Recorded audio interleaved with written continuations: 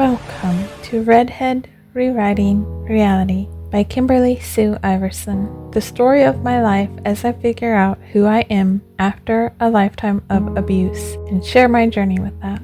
Sharing my journey of building my author career, the struggles, bettering self, and creating a new life. I'm a multi-genre author who's published more than 53 stories and coming to you from the Pacific Northwest. And this podcast is for you because, like me, you love stories, journeys, and you just want to relax for a bit.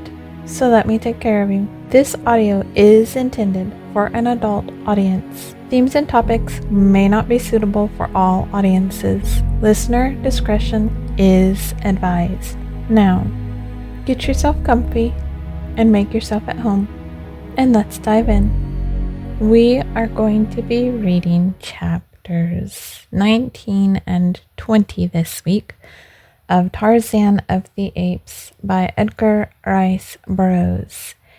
And I am not sure if it's going to be posted as a regular episode next week, or I will make a special Halloween episode. But I think I mentioned this previously, that I had looked up and asked if anybody would have a more Halloween-themed story to read for something that, again, is in the public domain, because I can't read anything that is under copyright, and it has to be under public domain, royalty-free, unless it's something that, say, you wrote, at which point, yes, I could read that with your permission as a one-time use for the podcast. But for something to read for more of a Halloween vibe, I was trying to find something that would fit that. And I ended up finding I think it was on Project Gutenberg, another space where someone had short stories compiled in a book, not strictly their own, but others and theirs, in a mini book that I am drawing from for some short horror stories. I'm not sure how many I will be doing. Currently, I think I recorded 2, and I still, if I keep it at least an hour or under, I think I still have space, because I think that was only 30 minutes that those took. So I'll do a more Halloween themed episode either next week on Wednesday, or I will post it just before Halloween, which is the night before probably. So look for that next week, whichever day I post it. I might actually do just a separate episode. And unto the story. Chapter 19. The Call of the Primitive. From the time Tarzan left the tribe of great anthropoids in which he had been raised, it was torn by continual strife and discord. Turquoise proved a cruel and capricious king, so that one by one, many of the older and weaker apes, upon whom he was particularly prone to vent his brutish nature, took their families and sought the quiet and safety of the far interior. But at last those who remained were driven to desperation by the continued truculence of Turquoise. And it so happened that one of them recalled the parting admonition of Tarzan. If you have a chief who is cruel, do not do as the other apes do, and attempt, any one of you, to pit yourself against him alone. But instead, let 2 or 3 or 4 of you attack him together. Then if you will do this, no chief will dare to be other than he should be, for 4 of you can kill any chief who may ever be over you. And the ape who recalled this wise counsel repeated it to several of his fellows, so that when Turquoise returned to the tribe that day, he found a warm reception awaiting him. There were no formalities. As Turquoise reached the group, 5 huge hairy beasts sprang upon him. At heart, he was an arrant coward, which is the way with bullies among apes as well as among men. So he did not remain to fight and die, but tore himself away from them as quickly as he could, and fled into the sheltering boughs of the forest. 2 more attempts he made to rejoin the tribe, but on each occasion he was set upon and driven away. At last he gave it up, and turned foaming with rage and hatred into the jungle. For several days he wandered aimlessly, nursing his spite and looking for some weak thing on which to vent his pent anger. It was in this state of mind that the horrible man-like beast, swinging from tree to tree, came suddenly upon 2 women in the jungle. He was right above them when he discovered them. The first intimation Jane Porter had of his presence was when the great hairy body dropped to the earth beside her, and she saw the awful face and the snarling, hideous mouth thrust within a foot of her. One piercing scream escaped her lips as the brute hand clutched her arm. Then she was dragged toward those awful fangs which yawned at her throat. But ere they touched that fair skin, another mood claimed the anthropoid. The tribe had kept his women. He must find others to replace them. This hairless white ape would be the first of his new household, and so he threw her roughly across his broad hairy shoulders and leaped back into the trees, bearing Jane away. Esmeralda's scream of terror had mingled once with that of Jane, and then, as was Esmeralda's manner under stress of emergency, which required presence of mind, she swooned. But Jane did not once lose consciousness. It is true that that awful face, pressing close to hers, and the stench of the foul breath beating upon her nostrils, paralyzed her with terror. But her brain was clear, and she comprehended all that transpired. With what seemed to her marvelous rapidity, the brute bore her through the forest, but still she did not cry out or struggle. The sudden advent of the ape had confused her to such an extent that she thought now that he was bearing her toward the beach. For this reason she conserved her energies and her voice until she could see that they had approached near enough to the camp to attract the succor she craved. She could not have known it, but she was being borne farther and farther into the impenetrable jungle.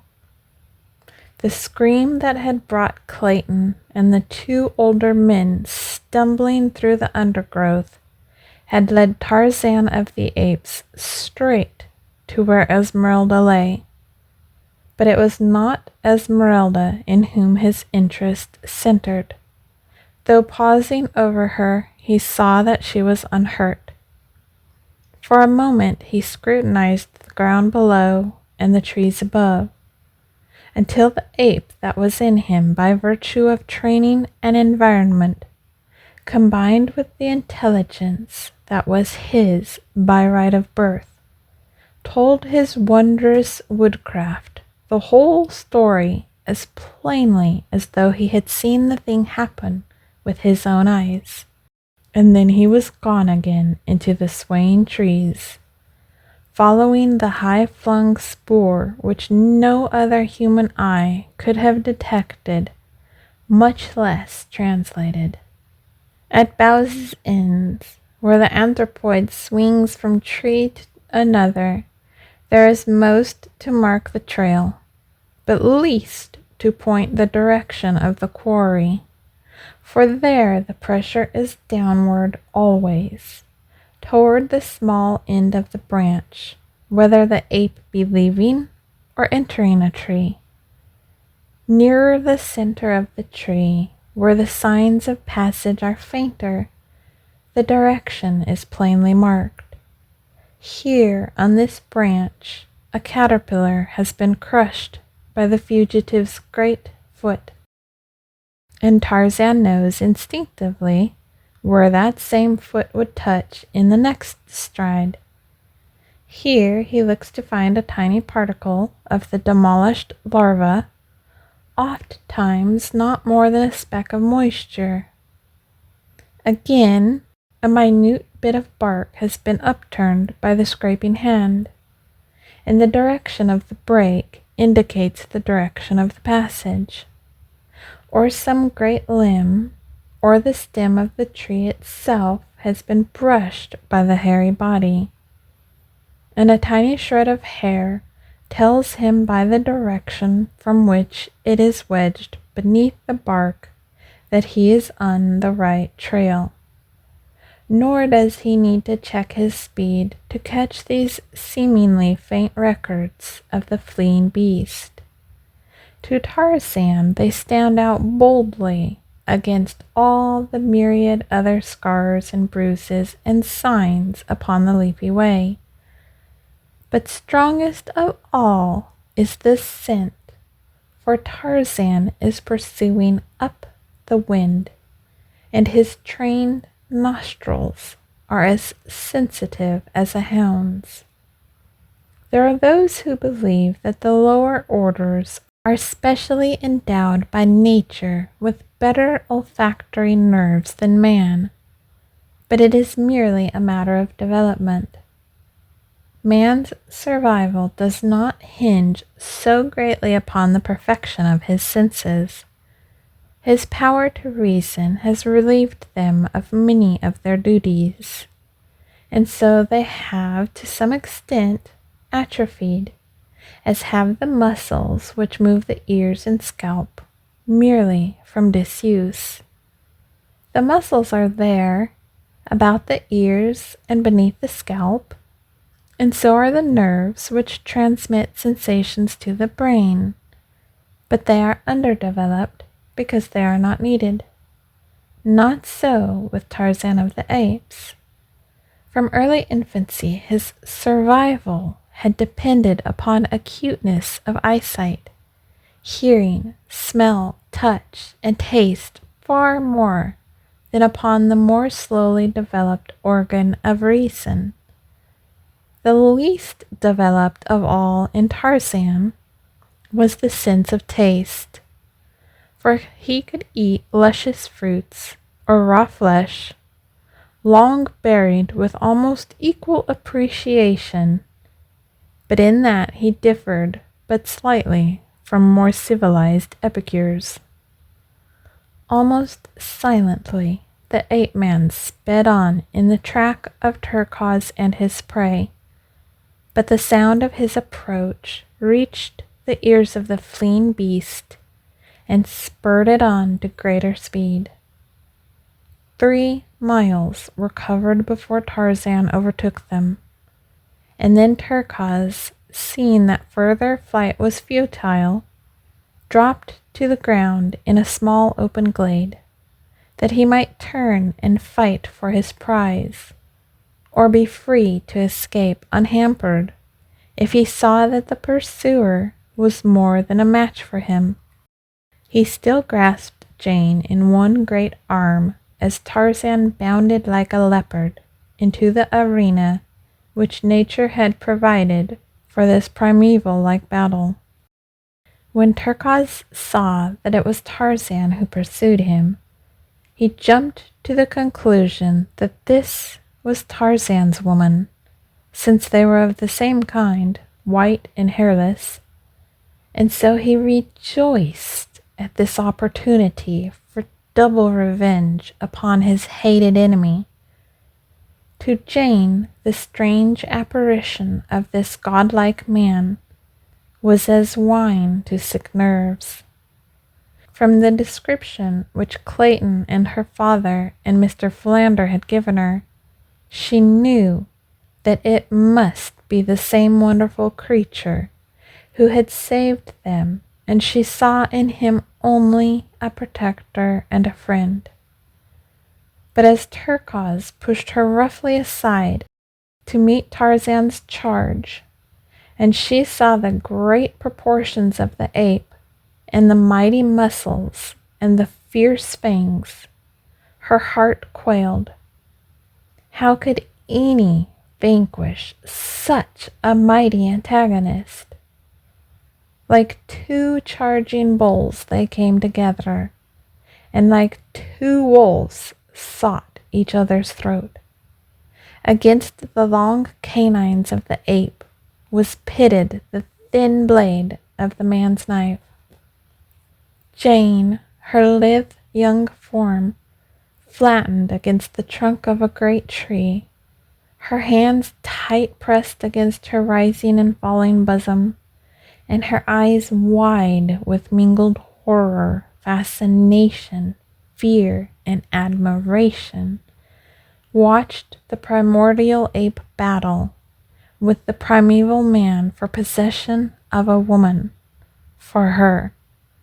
As the great muscles of the man's back and shoulders knotted beneath the tension of his efforts, and the huge biceps and forearm held at bay those mighty tusks, the veil of centuries of civilization and culture was swept from the blurred vision of the Baltimore girl, when the long knife drank deep a dozen times of Turquoise's heart's blood, and the great carcass rolled lifeless upon the ground. It was a primeval woman who sprang forward with outstretched arms toward the primeval man who had fought for her and won her. And Tarzan? He did what no red-blooded man needs lessons in doing. He took his woman in his arms and smothered her upturned, panting lips with kisses. For a moment Jane lay there with half-closed eyes.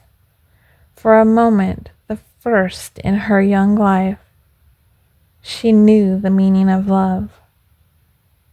But as suddenly as the veil had been withdrawn, it dropped again, and an outraged conscience suffused her face with its scarlet mantle, and a mortified woman thrust Tarzan of the Apes from her and buried her face in her hands. Tarzan had been surprised when he had found the girl he had learned to love, after a vague and abstract manner, a willing prisoner in his arms. Now he was surprised that she repulsed him. He came close to her once more and took hold of her arm. She turned upon him like a tigress, striking his great breast with her tiny hands. Tarzan could not understand it. A moment ago it had been his intention to hasten Jane back to her people. But that little moment was lost now, in the dim and distant past of things which were but can never be again, and with it the good intentions had gone to join the impossible. Since then Tarzan of the Apes had felt a warm, lithe form close pressed to his. Hot, sweet breath against his cheek and mouth had fanned a new flame to life within his breast, and perfect lips had clung to his, in burning kisses that had seared a deep brand into his soul, a brand which marked a new Tarzan. Again he laid his hand upon her arm. Again she repulsed him. And then Tarzan of the Apes did just what his first ancestor would have done. He took his woman in his arms and carried her into the jungle. Early the following morning, the four within the little cabin by the beach were awakened by the booming of a cannon. Clayton was the first to rush out, and there, beyond the harbor's mouth, he saw two vessels lying at anchor. One was the Arrow, and the other a small French cruiser. The sides of the latter were crowded with men gazing shoreward, and it was evident to Clayton, as to the others who had now joined him, that the gun which they had heard had been fired to attract their attention if they still remained at the cabin. Both vessels lay at a considerable distance from shore, and it was doubtful if their glasses would locate the waving hats of the little party far in between the harbor's points. Esmeralda had removed her red apron and was waving it frantically above her head. But Clayton, still fearing that even this might not be seen, hurried off toward the northern point where lay his signal pyre, ready for the match.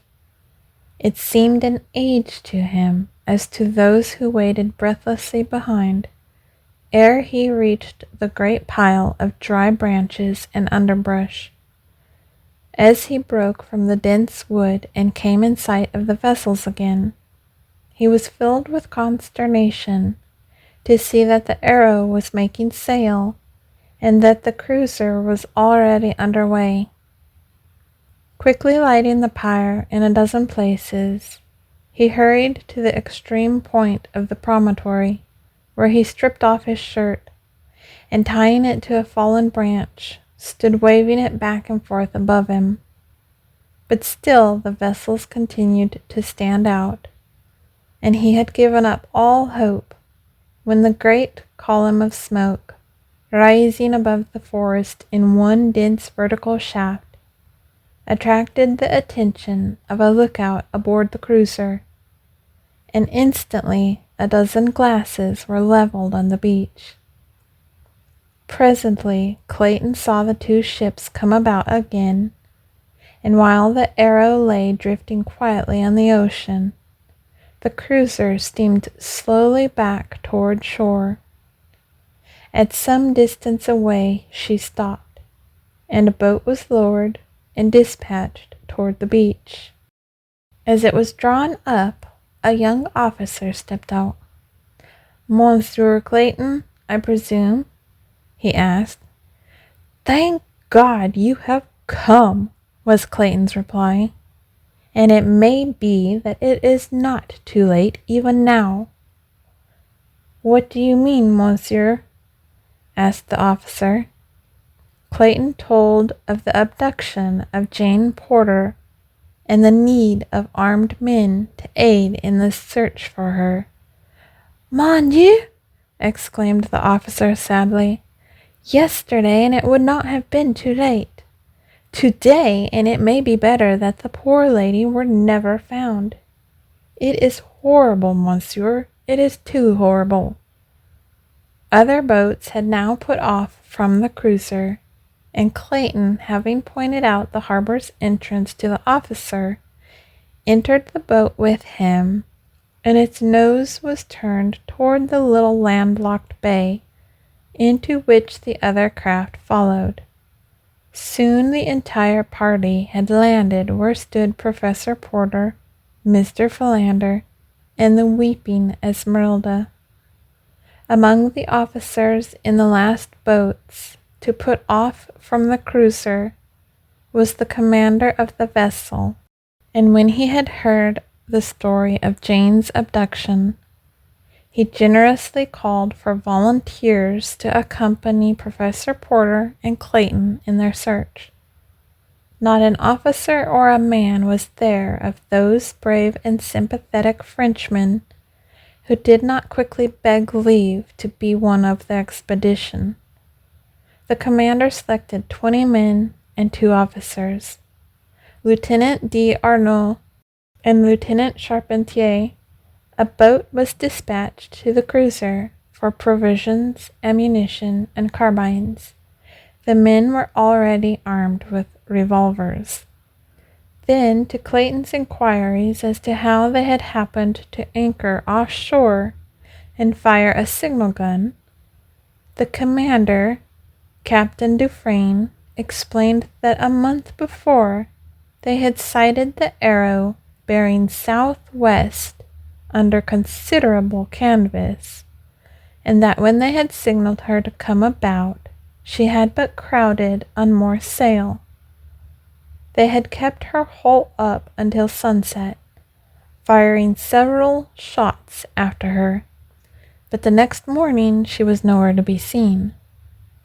They had then continued to cruise up and down the coast for several weeks, and had about forgotten the incident of the recent chase, when early one morning a few days before, the lookout had described a vessel laboring in the trough of a heavy sea, and evidently entirely out of control. As they steamed nearer to the derelict, they were surprised to note that it was the same vessel that had run from them a few weeks earlier. Her forestaysail and mizzen spanker were set as though an effort had been made to hold her head up into the wind, but the sheets had parted, and the sails were tearing to ribbons in the half-gale of wind. In the high sea that was running it was a difficult and dangerous task to attempt to put a prize crew aboard her, and as no signs of life had been seen above deck, it was decided to stand by until the wind and sea abated. But just then a figure was seen clinging to the rail and feebly waving a mute signal of despair toward them. Immediately a boat's crew was ordered out and an attempt was successfully made to board the Arrow. The sight that met the Frenchmen's eyes as they clambered over the ship's side was appalling. A dozen dead and dying men rolled hither and thither upon the pitching deck, the living intermingled with the dead. 2 of the corpses appeared to have been partially devoured as though by wolves. The prize crew soon had the vessel under proper sail once more, and the living members of the ill-starred company carried below to their hammocks. The dead were wrapped in tarpaulins and lashed on deck to be identified by their comrades before being consigned to the deep. None of the living was conscious when the Frenchman reached the Arrow's deck. Even the poor devil who had waved the single despairing signal of distress had lapsed into unconsciousness before he had learned whether it had availed or not. It did not take the French officer long to learn what had caused the terrible condition aboard, for when water and brandy were sought to restore the men, it was found that there was none, nor even food of any description. He immediately signaled to the cruiser to send water, medicine, and provisions, and another boat made the perilous trip to the Arrow. When restoratives had been applied, several of the men regained consciousness, and then the whole story was told. That part of it we know up to the sailing of the Arrow after the murder of Snipes and the burial of his body above the treasure chest. It seems that the pursuit by the cruiser had so terrorized the mutineers that they had continued out across the Atlantic for several days after losing her. But on discovering the meager supply of water and provisions aboard, they had turned back toward the east. With no one on board who understood navigation, discussions soon arose as to their whereabouts, and as 3 days' sailing to the east did not raise land, they bore off to the north, fearing that the high north winds that had prevailed had driven them south of the southern extremity of Africa.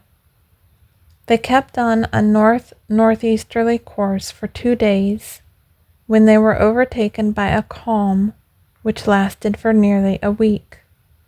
Their water was gone, and in another day they would be without food. Conditions changed rapidly from bad to worse. One man went mad and leaped overboard. Soon another opened his veins and drank his own blood. When he died, they threw him overboard also, though there were those among them who wanted to keep the corpse on board. Hunger was changing them from human beasts to wild beasts. 2 days before they had been picked up by the cruiser, they had become too weak to handle the vessel, and that same day 3 men died. On the following morning it was seen that one of the corpses had been partially devoured. All that day the men lay glaring at each other like beasts of prey, and the following morning 2 of the corpses lay almost entirely stripped of flesh.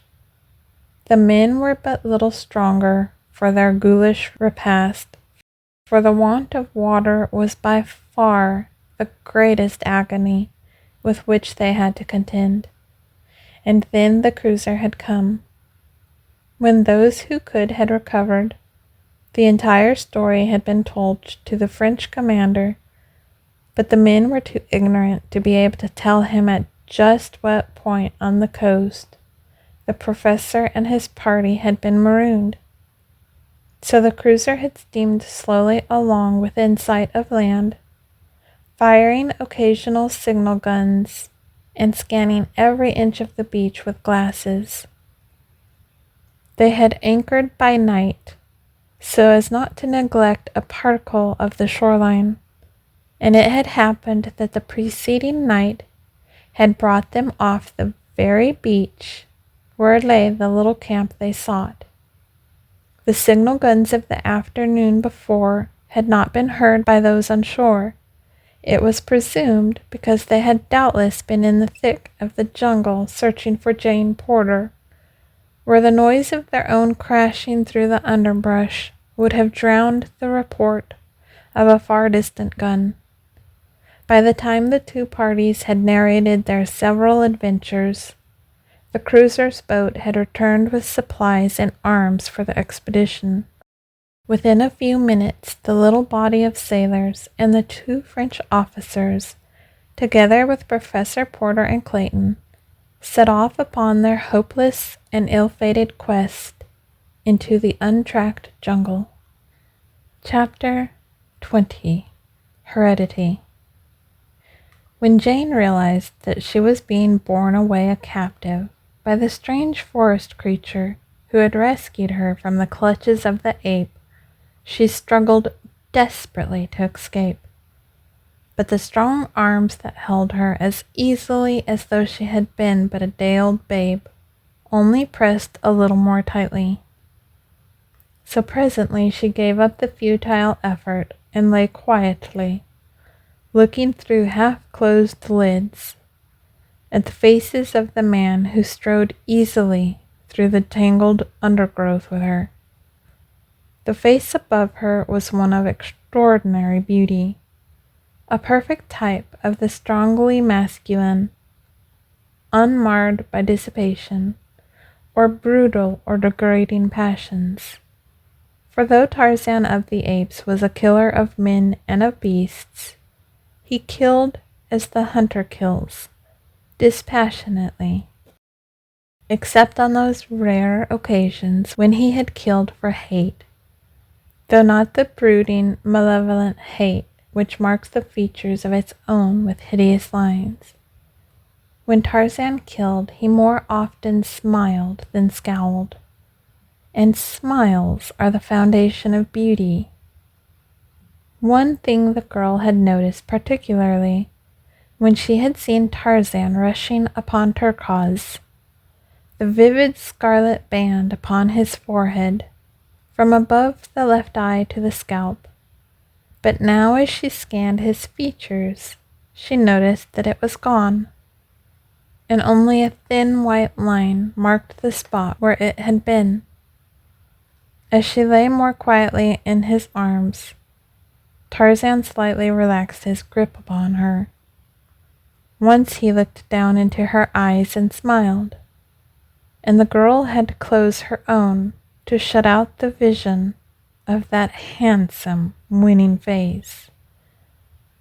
Presently Tarzan took to the trees, and Jane, wondering that she felt no fear, began to realize that in many respects she had never felt more secure in her whole life than now as she lay in the arms of this strong, wild creature, being born, God alone knew where or to what fate, deeper and deeper into the savage fastness of the untamed forest, when with closed eyes she commenced to speculate upon the future, and terrifying fears were conjured by a vivid imagination.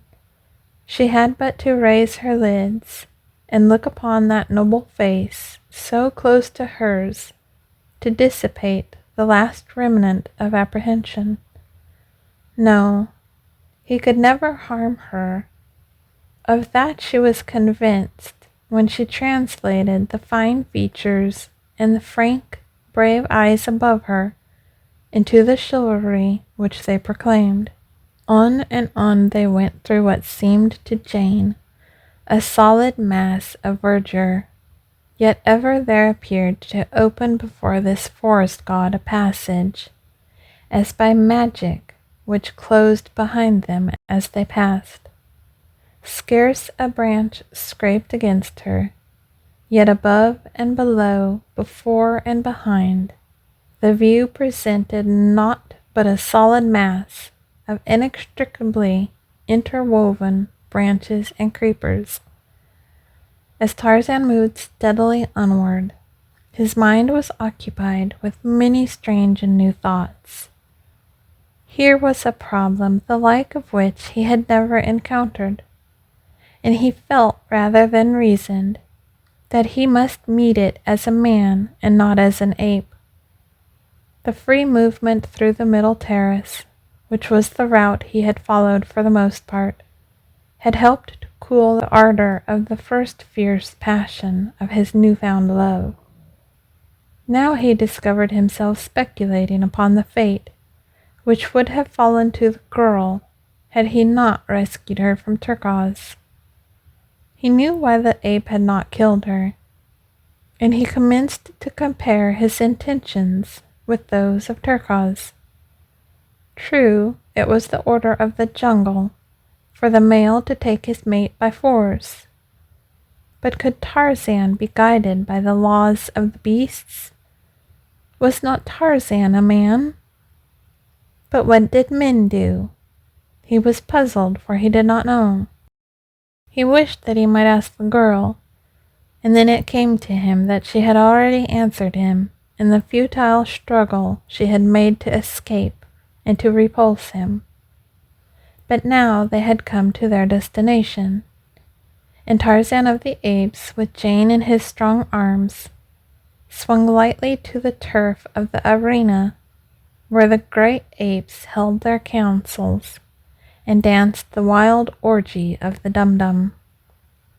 Though they had come many miles, it was still but mid-afternoon, and the amphitheater was bathed in the half-light which filtered through the maze of encircling foliage. The green turf looked soft and cool and inviting. The myriad noises of the jungle seemed far distant and hushed to a mere echo of blurred sounds, rising and falling like the surf upon a remote shore. A feeling of dreamy peacefulness stole over Jane as she sank down upon the grass where Tarzan had placed her, and as she looked up at his great figure towering above her, there was added a strange sense of perfect security.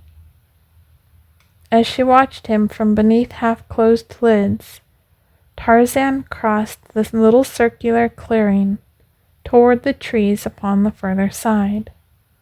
She noted the graceful majesty of his carriage, the perfect symmetry of his magnificent figure, and the poise of his well-shaped head upon his broad shoulders.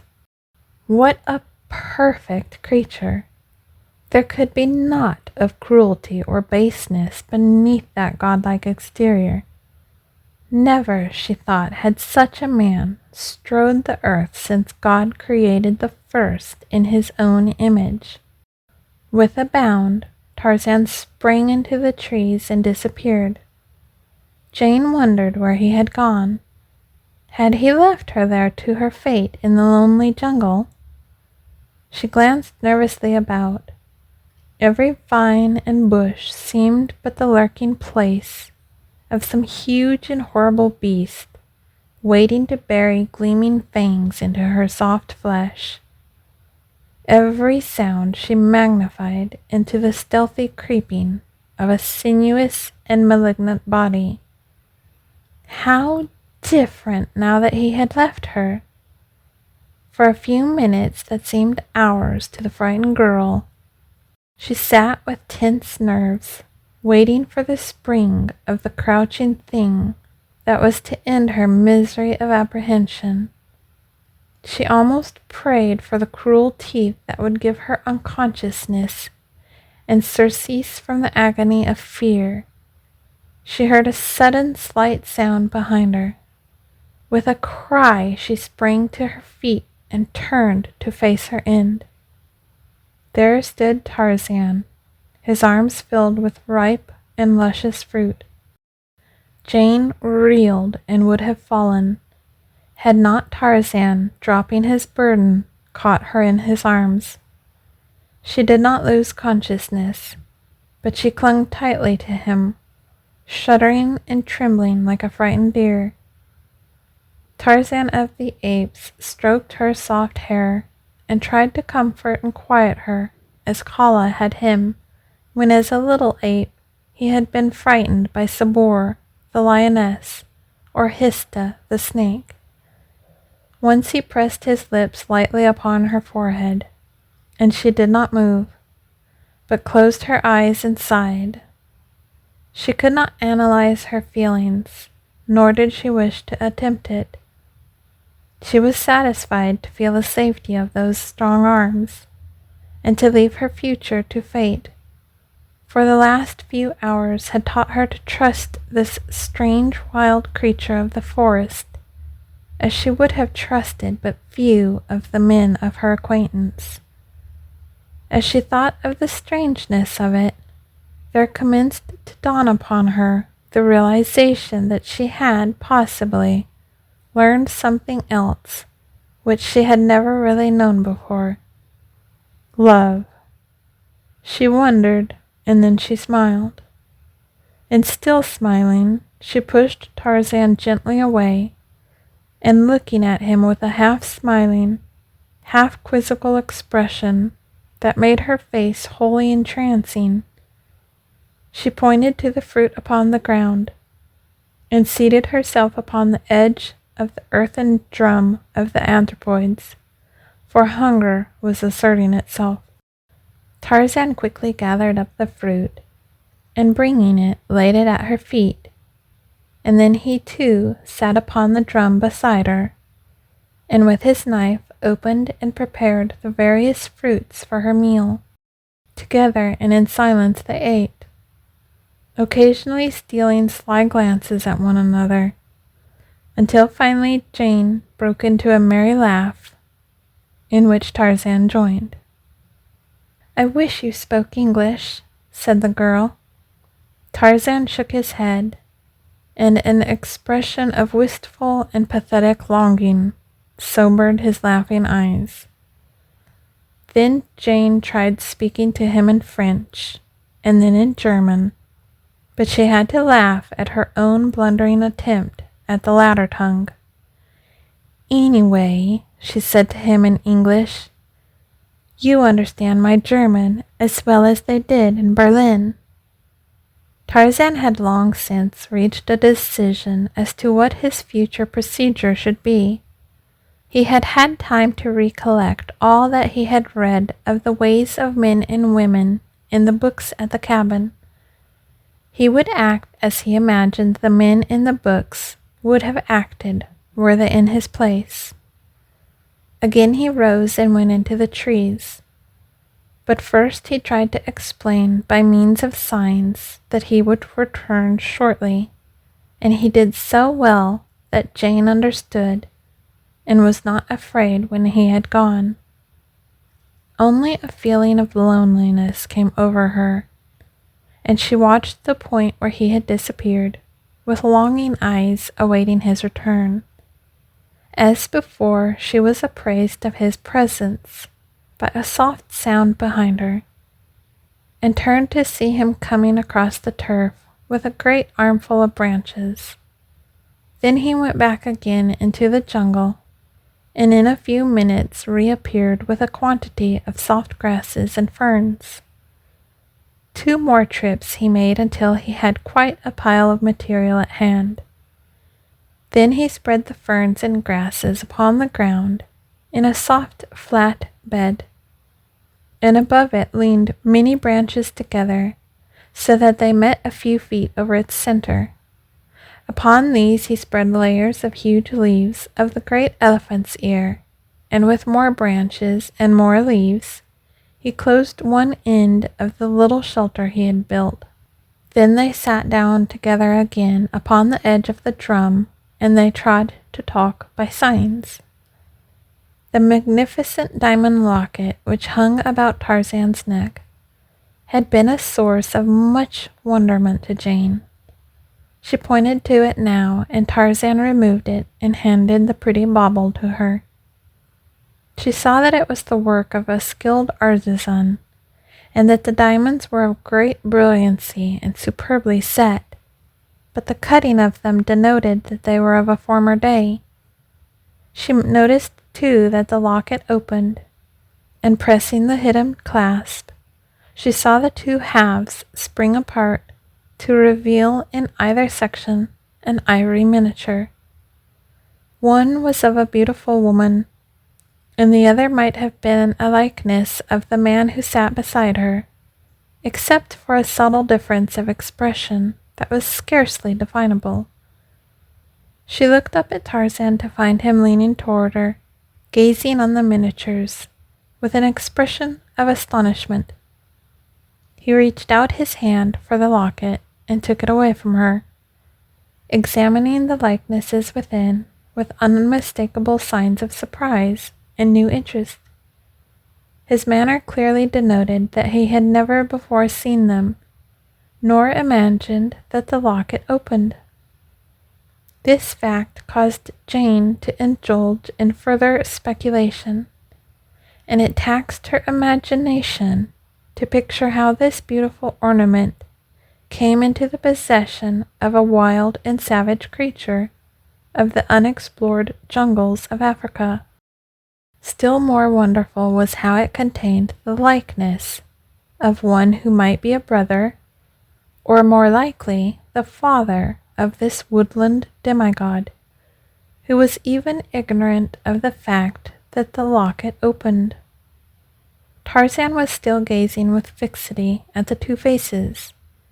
Presently he removed the quiver from his shoulder, and emptying the arrows upon the ground, reached into the bottom of the bag-like receptacle, and drew forth a flat object, wrapped in many soft leaves, and tied with bits of long grass.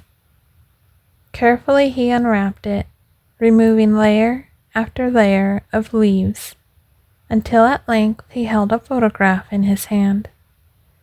Pointing to the miniature of the man within the locket, he handed the photograph to Jane, holding the open locket beside it. The photograph only served to puzzle the girl still more, for it was evidently another likeness of the same man whose picture rested in the locket beside that of the beautiful young woman. Tarzan was looking at her with an expression of puzzled bewilderment in his eyes as she glanced up at him. He seemed to be framing a question with his lips. The girl pointed to the photograph, and then to the miniature, and then to him, as though to indicate that she thought the likenesses were of him. But he only shook his head, and then shrugging his great shoulders, he took the photograph from her, and having carefully rewrapped it, placed it again in the bottom of his quiver. For a few moments he sat in silence, his eyes bent upon the ground, while Jane held the little locket in her hand, turning it over and over in an endeavor to find some further clue that might lead to the identity of its original owner. At length, a simple explanation occurred to her. The locket had belonged to Lord Greystoke, and the likenesses were of himself and Lady Alice. This wild creature had simply found it in the cabin by the beach. How stupid of her not to have thought of that solution before! But to account for the strange likeness between Lord Greystoke and this forest god, that was quite beyond her. And it is not strange that she could not imagine that this naked savage was indeed an English nobleman. At length Tarzan looked up to watch the girl as she examined the locket. He could not fathom the meaning of the faces within, but he could read the interest and fascination upon the face of the live young creature at his side. She noticed that he was watching her, and thinking that he wished his ornament again, she held it out to him. He took it from her, and taking the chain in his two hands, he placed it about her neck, smiling at her expression of surprise at his unexpected gift. Jane shook her head vehemently, and would have removed the golden links from about her throat, but Tarzan would not let her. Taking her hands in his, when she insisted upon it, he held them tightly to prevent her. At last she desisted, and with a little laugh raised the locket to her lips. Tarzan did not know precisely what she meant, but he guessed correctly that it was her way of acknowledging the gift, and so he rose, and taking the locket in his hand, stooped gravely like some courtier of old, and pressed his lips upon it where hers had rested.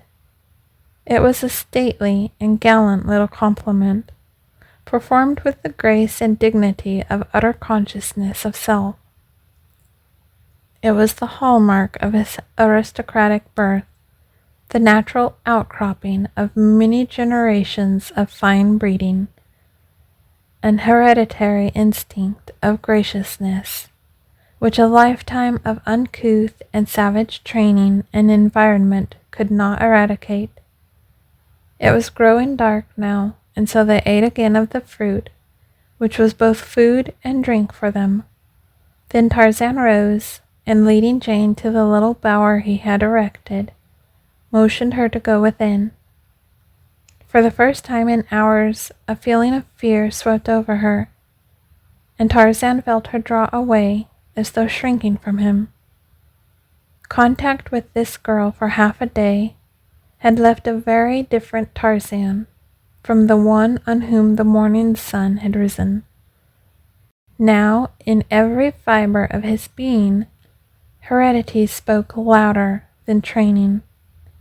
He had not in one swift transition become a polished gentleman from a savage ape-man, but at last the instincts of the former predominated, and over all was the desire to please the woman he loved and to appear well in her eyes. So Tarzan of the Apes did the only thing he knew to assure Jane of her safety. He removed his hunting knife from its sheath and handed it to her hilt first, again motioning her into the bower.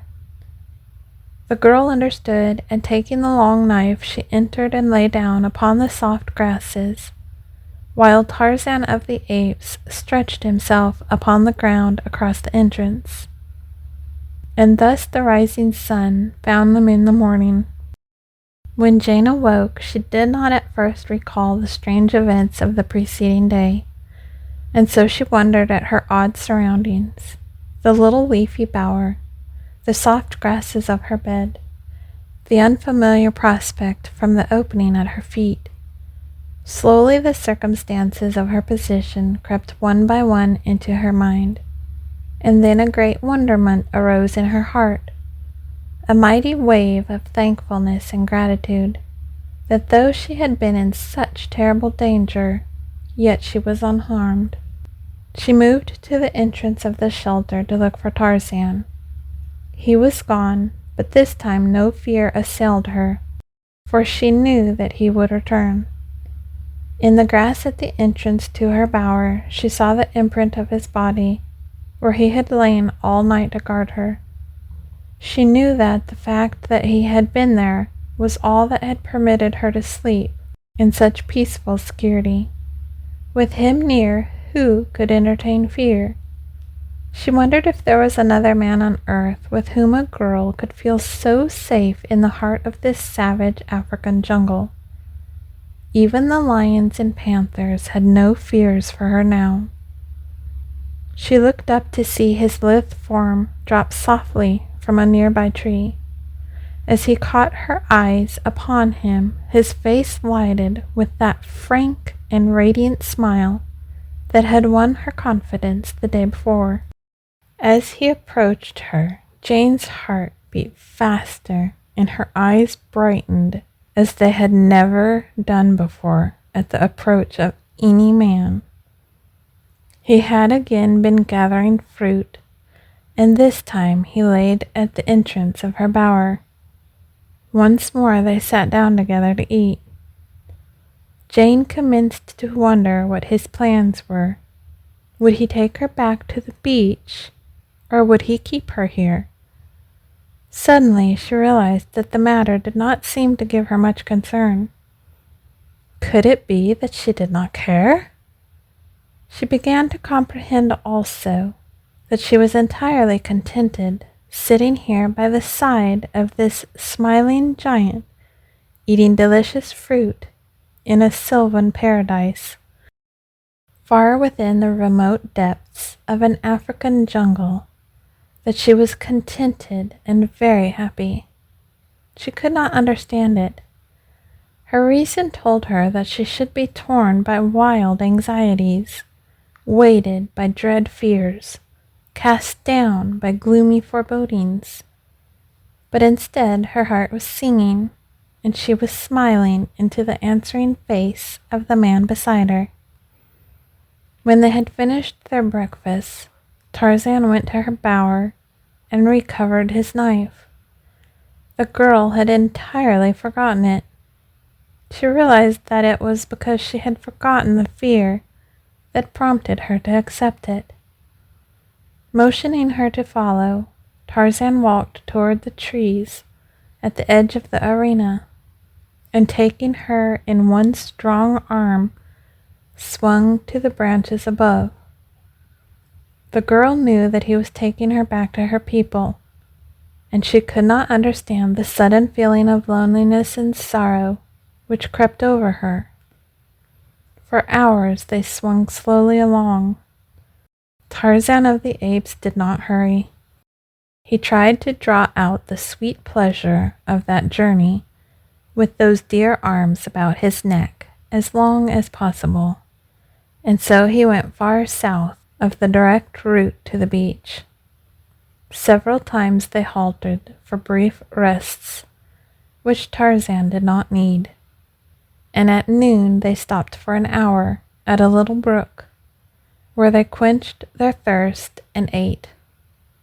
So it was nearly sunset when they came to the clearing, and Tarzan, dropping to the ground beside a great tree, parted the tall jungle grass, and pointed out the little cabin to her. She took him by the hand to lead him to it, that she might tell her father that this man had saved her from death, and worse than death, that he had watched over her as carefully as a mother might have done. But again the timidity of the wild thing in the face of human habitation swept over Tarzan of the Apes. He drew back, shaking his head.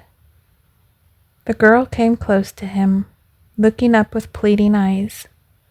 Somehow she could not bear the thought of his going back into the terrible jungle alone. Still he shook his head, and finally he drew her to him very gently and stooped to kiss her. But first he looked into her eyes and waited to learn if she were pleased or if she would repulse him. Just an instant the girl hesitated, and then she realized the truth, and throwing her arms about his neck, she drew his face to hers and kissed him, unashamed. "I love you, I love you," she murmured. From far in the distance came the faint sounds of many guns. Tarzan and Jane raised their heads. From the cabin came Mr. Philander and Esmeralda. From where Tarzan and the girls stood, they could not see the two vessels lying at anchor in the harbor. Tarzan pointed toward the sounds, touched his breast, and pointed again. She understood. He was going, and something told her that it was because he thought her people were in danger. Again he kissed her. "Come back to me," she whispered. "I shall wait for you, always." He was gone, and Jane turned to walk across the clearing to the cabin. Mr. Philander was the first to see her.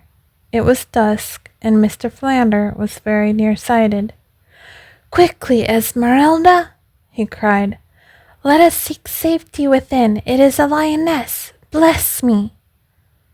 Esmeralda did not bother to verify Mr. Philander's vision. His tone was enough. She was within the cabin and had slammed and bolted the door before he had finished pronouncing her name. The "bless me" was startled out of Mr. Philander by the discovery that Esmeralda, in the exuberance of her haste, had fastened him upon the same side of the door as was the close approaching lioness. He beat furiously upon the heavy portal. "Esmeralda! Esmeralda!" he shrieked. "Let me in! I am being devoured by a lion!" Esmeralda thought that the noise upon the door was made by the lioness in her attempts to pursue her, so after her custom she fainted. Mr. Philander cast a frightened glance behind him. Horrors! The thing was quite close now.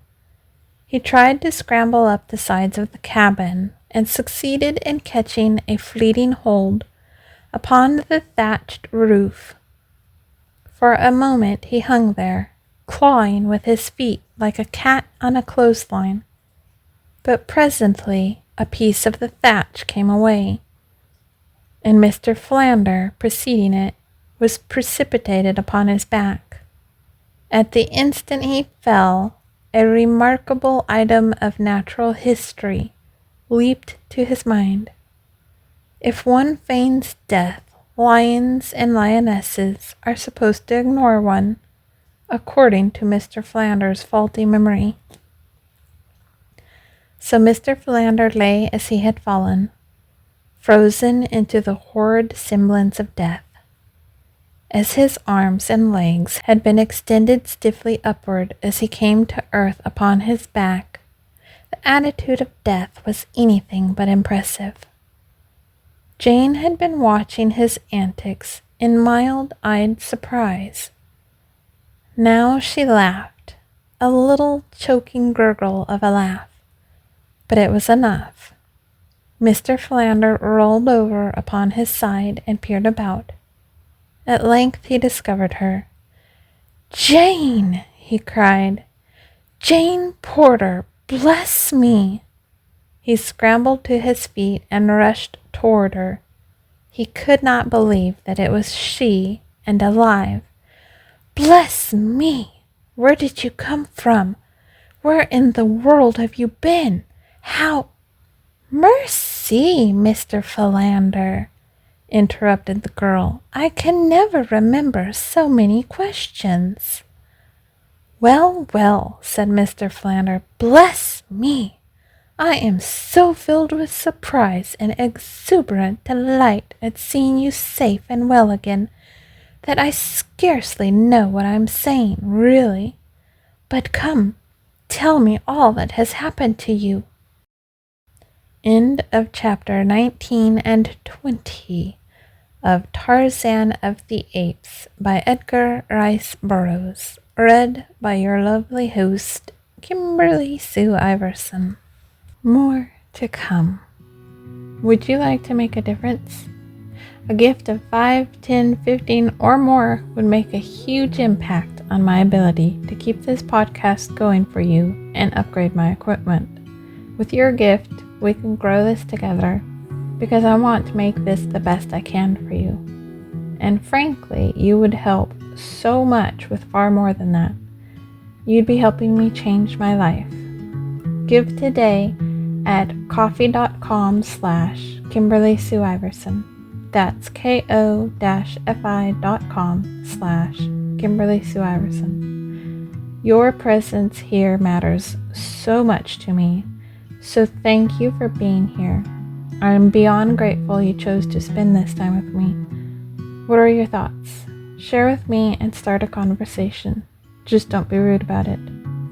Remember, kings and queens, everyone is fighting battles inside nobody can see. Who are you willing to see today? And who are you willing to let see you today? I hope someone can bring a smile to you today, or you can bring a smile to someone else. If you would like the chance for your story to be read, whether it's something you wrote, a story passed down in your family, or have a suggestion on a story to read, get in touch. Stories to read at KimberlySueIverson.com. That's stories to read at KimberlySueIverson.com. If you'd like to follow my socials, I would love to have you. Don't ever hesitate to comment and say hi either. Find me under at Kimberly Sue Iverson for most sites: Instagram, Threads, Facebook, Blue Sky, and TikTok. There's also a Facebook page for Redhead Rewriting Reality. X is the only site I use Kimber Bites on. I also have a newsletter for my work. That's bit.ly/letters from Kimberly. bit.ly/letters from Kimberly. I always try to use the same profile picture and name no matter where I am, but you can always find my links on my link cave. That's KimberlySueIverson.com/link cave. That's LINKCAVE.